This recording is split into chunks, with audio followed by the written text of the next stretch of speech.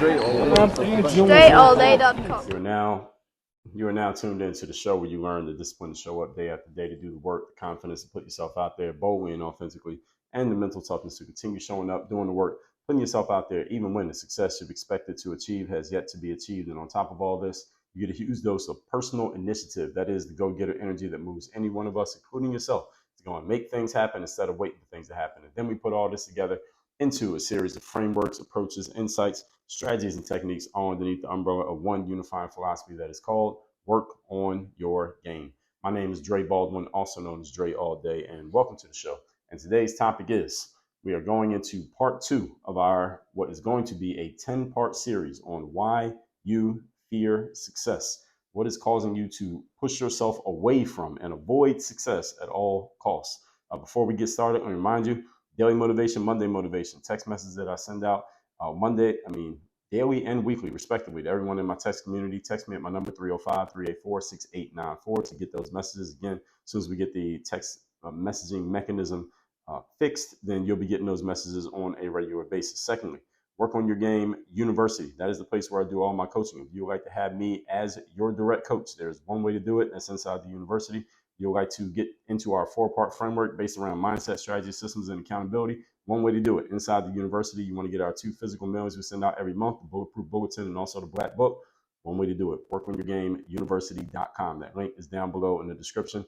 You listen to this show often enough, you get a pretty good feel of my style. And when it comes to the topics that we talk about, when you go to that link that I just gave you, WorkOnYourGameUniversity.com, you can see what we're covering there.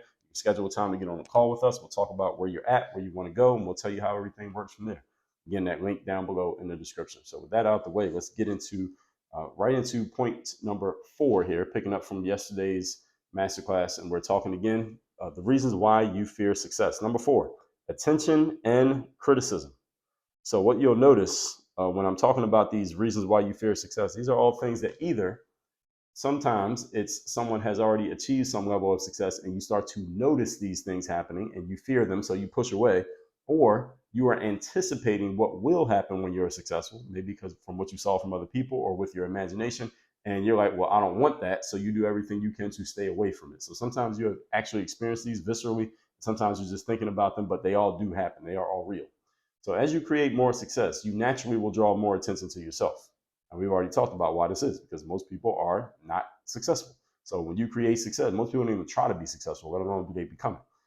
And the more attention you draw to yourself, for whatever reason, you will naturally draw some people who have something to say about you, whether it's positive, negative, or neutral, simply because you are visible and in front of them. The more attention you draw, the more people are going to have an opinion about you. It doesn't matter what the opinion is, they'll just have an opinion. Why? Because you're there, and they're going to talk about it. This is what human beings do.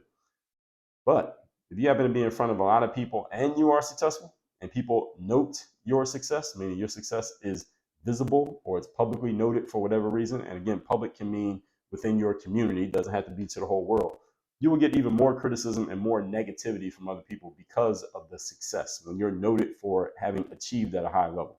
Now, why is this? Well, because some of you may be thinking, well, Dre, when somebody's wildly successful or widely noted for being a success, don't they get more praise? Don't they have fans? Don't they get followers? Don't they become influencers? Don't they have all these people who like them and people who buy from them and people who give them money? Yes, they do. At the same time, they get more negativity. Just think about it. If you just think about that, it makes sense, right? If you just think about this a little bit, anybody you know who is known and they have fans and they have customers or they got money or whatever it is that you think comes with being successful, the good stuff, guess what? They get a lot of negativity for it too. You might not see it or hear it all the time, but it's there. If you look hard enough, you only have to look that hard, you'll find it. Now, why does this happen? Because most people, by definition, are average or below average. All right, that you already know. You've heard me say that 100 times on the show. So when they see you, these average and below average people, again, you are a mere mortal just as they are, and you created this level of success that they have failed to create or not even tried to create. What are you to them? You got to understand how they're thinking. I'm going to tell you how they're thinking. You are a reflection of their shortcomings. See, when you see another person being successful, there's a couple different ways you can look at it. You can look at it and say, all right, that person is successful, good. That motivates and inspires me. I can be successful too. What can I extract from what they're doing that I can use for myself? That's one way of looking at it. That's the healthy way of looking at it. That's the way that I would say about 2% of people look at success. Then there's a person who looks at it and says, well, that has nothing to do with me. I don't even care. I would say a good about 40% of people look at it that way. Then the rest, that leaves us about 58% of people, they look at it the other way. That your success is a reflection of their lack of success. And they have two choices from that point. They can either A, figure out why you got the success and they didn't, they can do the work to close the gap, or B, they can come up with a story in their own minds that makes you lesser than you are. Doesn't literally make you lesser, just in their mind it makes you lesser, so that they can feel okay and they can sleep at night knowing that even though you had a success, you only have it because of this, or because you're this color, or because you're this gender, or because you're a cheater, or because you're a bad person, or you're immoral, or because the world just gave you all this luck, or you were born with a silver spoon in your mouth and they weren't. And they can just craft all these rationalizations to make them feel okay about the fact that you have more success than them. This is the choices that people have. And a good percentage of people choose this option that I just gave you. Again, people do have the option of looking at you as an inspiration to figuring out how they can create some of the success for themselves that you created for yourself. They could do that. Most people don't choose that. They just find a way to pull you down mentally, again, in their own minds, so they can reconcile their failure to be as successful as you are. This is why the more successful you are, the more you will be criticized and attacked by average people, because the average person is average because they don't want to do the work to get to success the way that you have done the work to get to success. This is just how it works. And they will craft stories in their minds to rationalize this exact activity. And a lot of times, again, this happens unconsciously, subconsciously. People don't even realize that they're doing it, but they do it. And the more you listen to people talk, the more you'll start to understand what's going on in their minds, because words are a reflection of people's thoughts. Point number 5. Today's topic, once again, we are on part 2 of what's going to be a 10-part series, Why You Fear Success. Number 5, judgment. Now, this is one that we kind of just touched on a little bit, but I want to talk about it a little bit more. Now, this judgment that I'm referring to is not just from other people. It's also judgment that you have of yourself, looking at yourself in the mirror. So first, let's start with the judgment you get from others. As I just told you, most people are average and worse, and many people have very Many people have very unhealthy ideas when it comes to success in any form, such as health, finance, or career success. Many people are very unhealthy in the way they think about how success happens. In other words, if you ask someone about how can you make a good amount of money in life, many people have some really negative ideas of how people who have money get money, or how to be successful in a career. They think, well, let's talk about this. Let's go into this a little bit. So you ask some people who are not very physically healthy, what does it take to be healthy? Oh, well, I don't want to be in the gym all day. I don't want to be drinking damn protein shakes. I don't want to have to eat like a rabbit and eat grass all day and be eating all that stuff and be in the gym all the time and lifting weights. And I ain't got time for all that. They come up with all these negative stories that they make up in their minds about being healthy so that they can justify being unhealthy. You understand? When it comes to finance, and finance is, I think, the most pernicious, the worst one, because when I'm on social media on X, which is the only app where I actually engage in commentary between people, this one is extremely unhealthy. There are some people who I would see as far as their careers go. These are some people who are doing fine in their careers. They're making fine money, but they are incentivized to preach to their audiences that in order to be successful financially, you have to be some type of negative or bad person. And there's a whole game around this. I've talked about this on some levels, but there are many people out there, many people. And this one is, again, I think this is the most pernicious, who believe that to be successful financially, you must be some type of negative person. You have to be greedy. You have to use other people. You have to not care about other people. You have to just be a miser who's just trying to get everything for yourself, and you will squeeze all the equity out of other people with no apology and no remorse. And there are many people who think like this. There are many people, especially who think like this about entrepreneurs. And I don't know if you'll be surprised, but I was surprised even. And I have talked to a lot of people and heard a lot of stuff. I have been surprised with the kind of things I hear people say about entrepreneurs. These just general ideas they have about entrepreneurs that are not based in any type of reality, but they believe them. It's their reality. They believe it. But there is a such thing as your reality. There's no such thing as your truth. There is a such thing as your reality. But a lot of people believe that to be an entrepreneur, you have to be this negative person who is just using your staff, and you're giving them as little as possible. And you're just some greedy billionaire who got financed by some corporation or by the government, or somehow you got access to these billions of dollars that are locked up in your safe that you swim around in every day like Scrooge McDuck, and you're just using your financial leverage against everybody else to make the world worse and just to make your pockets fatter. And there are people who really, really, really believe this. And again, these are the kind of ideas that people have in their heads, and you're not going to change their minds, by the way. All right, don't even try. And when it comes to career success, same thing. Oh, well, the only reason you moved up in your career is because, well, you kissed up to the bosses, or you let people talk to you any kind of way, or you just gave up all your self-respect, or these negative things that people come up with. Again, is they're just rationalizations to make them feel okay about the fact that you are further ahead than they are. Instead of figuring out how they can get to the same level as a successful person, again, success being relative, most people just put a negative label on the people who have that success so that they feel okay not having it.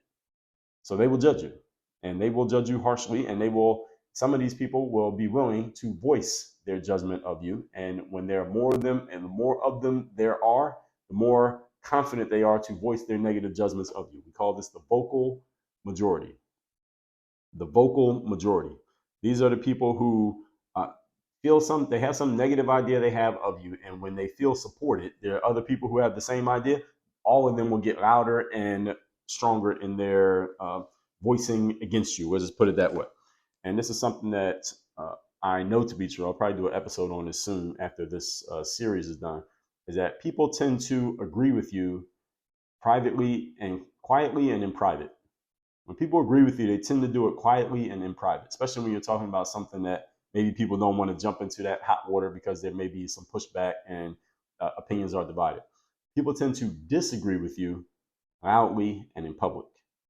So you need to learn to take this with a grain of salt when people disagree with you. When I'm on, again, like an app like X, which used to be known as Twitter, I tend to jump into conversations where I know there are divided opinions. And I like jumping into those conversations because I get to add something to the conversation that's not already being said. If I agree with somebody on something, I usually don't say anything because I don't have anything to add to the conversation. They already said it. I tend to jump in conversations where people disagree. And when people disagree with my pushback, the disagreement is very loud and it's very public, and a bunch of people will jump in. I'll get 60 comments from people who disagree with something that I said, especially on topics like politics, race, money. Those are probably the top three where there's a lot of pushback, and the negative pushback is loud and it's heavy.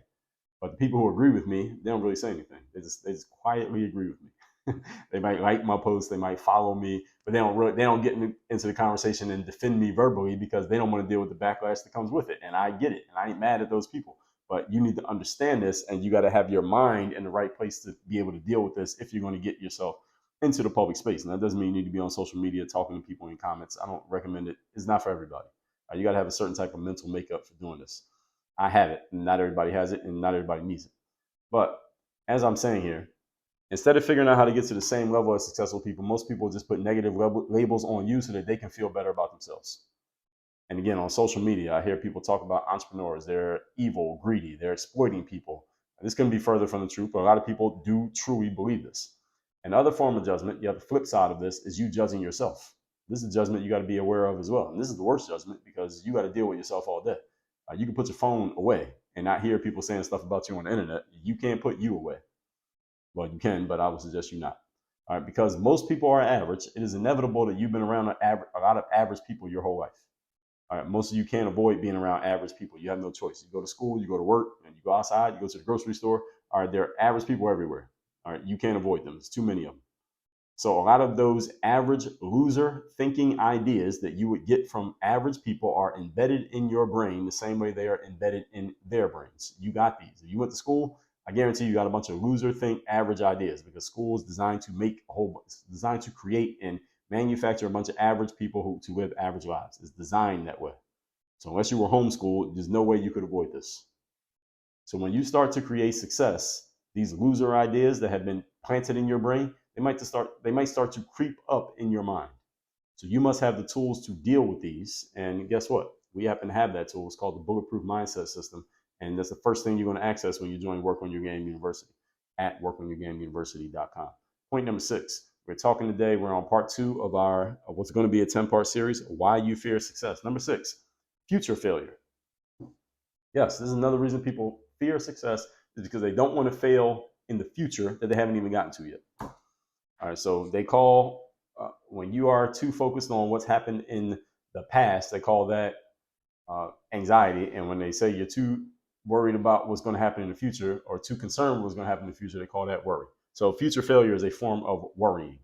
Many people hesitate to do things that will lead to success tomorrow because you may feel you're setting yourself up for a fall from grace the day after tomorrow. So if I am at a level 10 today and I do the work that'll get me to a level 12 tomorrow, then the problem is, what if I fall back to a level 8 the day after tomorrow? Well, I might as well not get to the level 12. Why not just stay where I'm at and keep it neutral the whole time?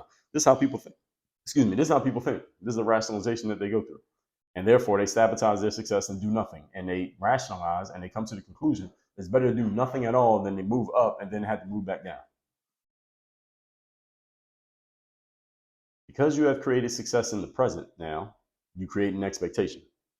I will tell you that that's true. When you create success, you create an expectation with yourself and through others to do it again. And you need to maintain that success. You want to maintain success. Any of you who's created success, you want to maintain it, right? You want to stay up there. And if you doubt your ability to maintain or expand on your success, which means you may fail in the future compared to your present achievements, doesn't make you a failure. It just means you have failed to maintain the success. So if you're used to a level 10, you move up to a level 12 and you can't maintain a level 12 and you fall back down to a level 10 again, well, you failed to achieve the level 12. All right, that's what I mean when I say fail. And some people get sensitive about me saying the word fail. If that's you, I would suggest you get over it. You're going to be in the work on your game world. We don't play that shit. All right, I'm just going to give you the language as it needs to be said. So if you fail to maintain that level 12, or you fear that you'll fail to maintain that level 12, you will not even try to get to the level 12 in the first place. You'll just stay at level 10 and do nothing, which is neutrality. But the problem with neutrality is that there is no such thing as neutrality with human beings. You're either getting better or getting worse. Every day you're getting closer to dying. So there is no such thing as being neutral when you're a human being. It is impossible. You are building or destroying, always. So when you create the expectation by being successful in yourself and in others to maintain success, if you doubt your ability, you might say, well, I might as well not even try. Consciously or unconsciously, you might decide to just stay where you are and never become successful so that you never set yourself up for any form of failure, any form of disappointment of yourself or others. Because again, you may have others depending on you. You go perform at a level 12 and they're like, oh, well, Mikey's going to do a level 12 every day. All right, now we can depend on Mikey to do a level 12. All right, now you got expectations. You don't want to do that. So let me not raise these expectations by being successful. Let me just stay average. This is how people think. And this is how you end up blocking your own success. This is self-sabotage.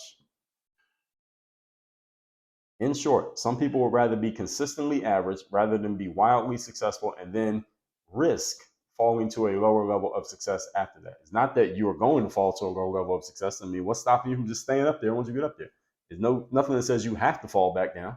But some people are so afraid of what would happen if and when they fell back down that they don't want to get up in the first place.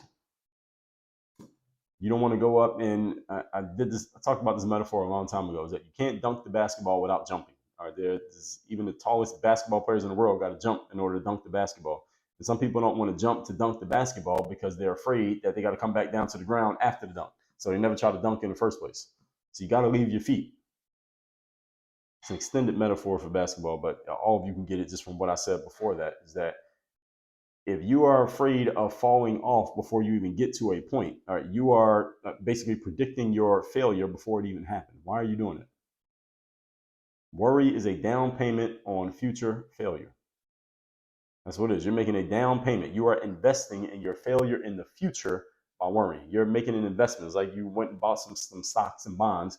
Instead of buying stocks and bonds, you just buy failure. Let me just buy some failure now so that it will mature and I'll have more failure in the future. Why would you want to do that? And see, putting it that way makes it sound more silly. It makes it sound silly, right? And I want you to think that it's silly because I want you to stop doing it if you've been guilty of this. Recapping. Reasons why you fear success. We're picking up on point number 4, attention and criticism. When you achieve success, you will get more attention. And when you draw more attention in life, you will get more criticism. Even if you're not trying to get attention, success draws attention naturally. And just like food draws ants. And you're going to get criticism because the more people look at you, the more they're going to see what you're doing and they're going to have something to say. And there's just negative people out there who think negative things. They're going to say negative things about you. This is a natural progression when you draw more attention in life. So be ready for it. It is coming. Number 5, judgment. Not just judgment from other people who will judge you because they will find ways to mentally pull you down in their own minds so they can reconcile why you're successful and they're not, but also judgment from yourself. Because again, as we talked about in yesterday's opener to this series, if you haven't achieved the self-image that is reflective of the performance that you want to get to or that you have already gotten to, then you'll be judging yourself. And also you'll be judging yourself about, hey, these loser and average ideas that you've been taught your entire life, like from school, like from the average people in your neighborhood, in your family, at your job. If you haven't uprooted that negative nonsense that you've gotten from these losers and average people, and there are many of them all over the world, you can't avoid them for the most part unless you live in a bubble. You got to get those out of your brain, because those negative thoughts will start to pop up in your mind as soon as you start to look like you want to be successful. And this is why the bulletproof mindset is the first thing we teach inside of Work on Your Game University. And number 6, future failure. This is the down payment that you're putting on your failure in the future. So let me not even try to get to a higher level now, because I'm not sure I'll be able to maintain this. Why not just stay where I'm at? So this is where I'm going to end up anyway. All right, this is a loser mindset. And this is a symptom of you having as the root cause these loser and average thinking mindsets that have been embedded in you, again, by your family, by your school teachers, by your peers, by your friends, and by your coworkers, and just by average people, period, all over the world, all of your life. This is why the bulletproof mindset is the first and most important piece of what we do in Work on Your Game University. I know you want to make more money. I know you want to run ads. I know you want to launch your book. I know you want to put your course together. But without the right mindset, all right, nothing you do to achieve success is going to sustain. You will self-sabotage it yourself without even knowing that you're doing it, because you've been dealing with a bunch of losers all your life. I'm not saying that the people around you personally are losers. I'm saying that the world is filled with losers and you cannot avoid them. It's impossible. If you go outside, you're around losers. All right, just look around. All right, there's some losers out there, and you can't avoid these people. And their thoughts have been embedded in your brain over the last 30 or 27 or 42 years. And unless you do something consciously and intentionally to get rid of it, those loser thoughts will bring you back to Averageville. This is why most people are average. All right, it's not luck. It's not a magic trick. Everybody got me? Good. Tomorrow we're going to go on to part 3 of the series. Make sure you go to workonyourgameuniversity.com. That's the place where you can get coached by me directly. And I will walk you through not only the mindset pieces, but then the actual action steps and the systems and the accountabilities and all those things that you need to take your business and your life where you want it to go. You can listen to the show. All right. You know my style. All right. Do you think I can help you? Go to workonyourgameuniversity.com. Work on your game. Dre, all